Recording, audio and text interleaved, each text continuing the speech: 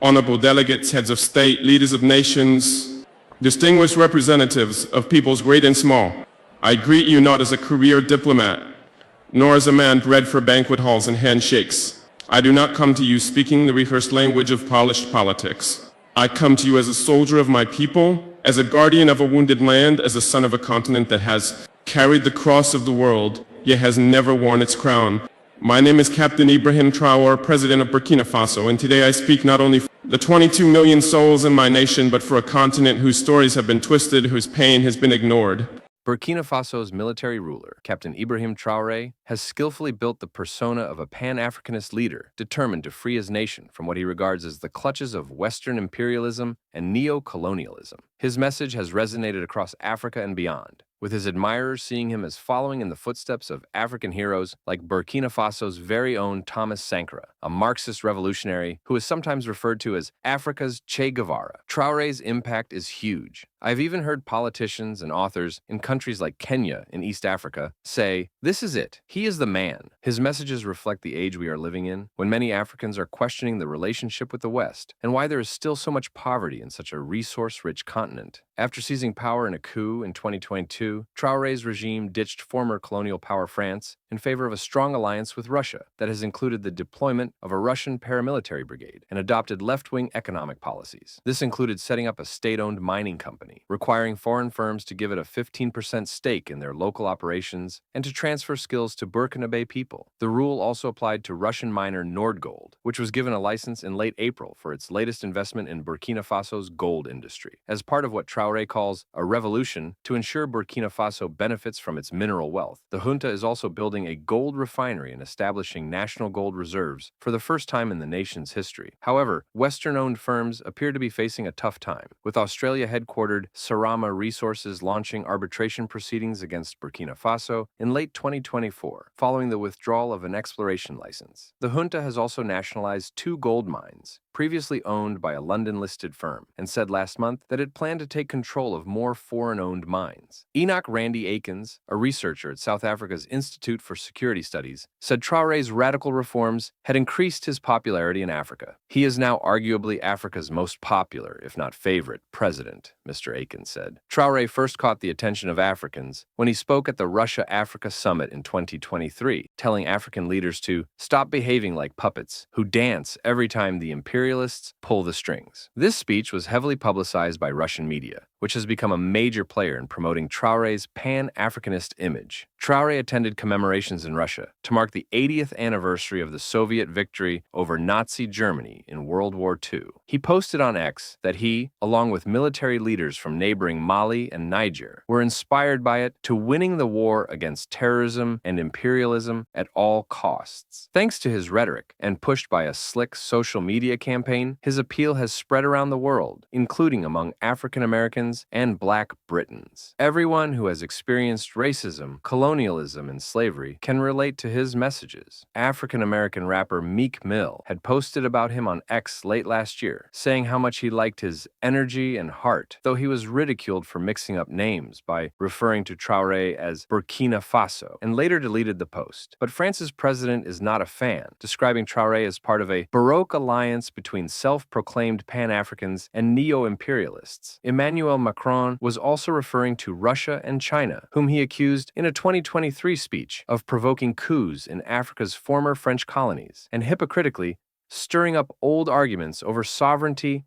and colonial exploitation. Traoré's popularity comes despite the fact that he has failed to fulfill his pledge to quell a 10-year Islamist insurgency that has fueled ethnic divisions and has now spread to once peaceful neighbors like Benin. His junta has also cracked down on dissent, including the opposition, media, and civil society groups, and punished critics, among them medics and magistrates, by sending them to the front lines of the war against the jihadists. Traoré is media savvy and uses the past to build his popularity as a reincarnation of Sankara. And he knows the art of politics, how to make a nation completely traumatized by war feel there is a better future. He is really good at that game. Sankara rose to power in a coup in 1983 at the age of 33, rallied the nation under the motto, "Fatherland or death, we will win," and was killed 4 years later in another coup that put Burkina Faso back in France's political orbit until Traoré's seizure of power. Ghanaian security analyst Prof. Kwesi Anning, who previously worked at the Kofi Annan International Peacekeeping Training Center, said the popularity of the military leader reflected a political shift taking place on the continent, especially in West Africa. A 2024 survey in 39 countries by Afrobarometer showed a drop in support for democracy, although it remained the most popular form of government. Democracy has failed to give hope to the youth. It has not delivered jobs or better education and health, Prof. Anning told the BBC. He said Traoré was offering an alternative and recapturing the spirit of two historic epochs, the post-independence era, when there were leaders like Ghana's Kwame Nkrumah and Kenneth Kaunda of Zambia, and a later era with Sankara and Ghana's Jerry Rawlings, whose coup in 1979 was also very popular at the time. There were already 21 heads of state there, but when Traoré walked in, the place lit up. Even my president's bodyguards were running after him, Prof. Anning said. Traoré offered a sharply contrasting image to some of the continent's other leaders, who struggled to walk but clung to power by rigging elections, he said. Traoré is stylish and confident, with a very open face and a small smile. He is also a powerful orator and presents himself as a man of the people. In a sign that his Russian-allied junta has made some progress on the economic front, the International Monetary Fund, IMF, and World Bank have given a generally upbeat assessment. In a statement in early April, the IMF said that despite a challenging humanitarian and security environment, the economy was expected to remain robust in 2025, and the regime had made commendable progress in raising domestic revenue, containing the public wage bill, and increasing spending on education, health, and social protection. As for the World Bank, it said that inflation had surged from 0.7% in 2023 to 4.2% in 2024. But the extreme poverty rate, which refers to people living on less than $215.61 a day, had fallen by almost 2 percentage points to 24.9% because of robust growth in the agriculture and services sectors. Despite these reports from U.S.-based financial institutions, relations with both France and America have been frosty. A recent example being the claim by the head of the U.S. Africa Command, Gen. Michael Langley, that Traoré was using Burkina Faso's gold reserves for his junta's protection rather than the nation's benefit. This appeared to be a reference to the long-standing view of the U.S. and some of its African allies that Russian forces were propping up Traoré in exchange for a stake in Burkina Faso's gold industry, undermining the military ruler's image as a leader who expelled French troops in 2023 to reclaim the country's sovereignty. Gen. Langley's comments, made in early April during a U.S. Senate committee hearing, triggered an uproar among the captain's supporters, who felt their hero was being smeared. This was further inflamed when, shortly afterwards, the Burkina Faso junta said it had foiled a coup plot, alleging the plotters were based in neighboring Ivory Coast, where Gen. Langley then made a visit. But the junta took the opportunity to organize one of its biggest rallies in Burkina Faso's capital, over fears that imperialists and their lackeys were trying to depose the captain. Because Colin Powell lied, Iraq was destroyed. Barack Obama lied, Gaddafi was killed. But this time, their lies won't affect us. One protester, musician Osibi Johan, told the Associated Press news agency. Rallies in solidarity with Traoré were also held abroad, including in London on the same day. He took to social media afterwards, posting in French and English, to express his gratitude to them for sharing his vision for a new Burkina Faso and a new Africa, adding, "Together in solidarity, we will defeat imperialism and neo-colonialism for a free, dignified, and sovereign Africa." It is impossible to say how things will end for the young captain, but he, along with military leaders in Mali and Niger, have certainly shaken up West Africa, and other states have followed their example by ordering French forces to leave. The three military-ruled neighbors have also pulled out of the regional trade and security grouping ECOWAS, formed their own alliance, and have ended free trade in the region by announcing the imposition of a 0.5% tariff on goods coming into their countries. Traoré could still learn from others, pointing out that when Rawlings took power in Ghana at the age of 32, he was known as Junior Jesus. But after 19 years, he left a mixed legacy. He had been unable to stem corruption despite helping to create an enduring democracy. For a lasting legacy, Traoré should focus on achieving peace and building strong state institutions to bring about good governance rather than personalizing power and cracking down on dissent.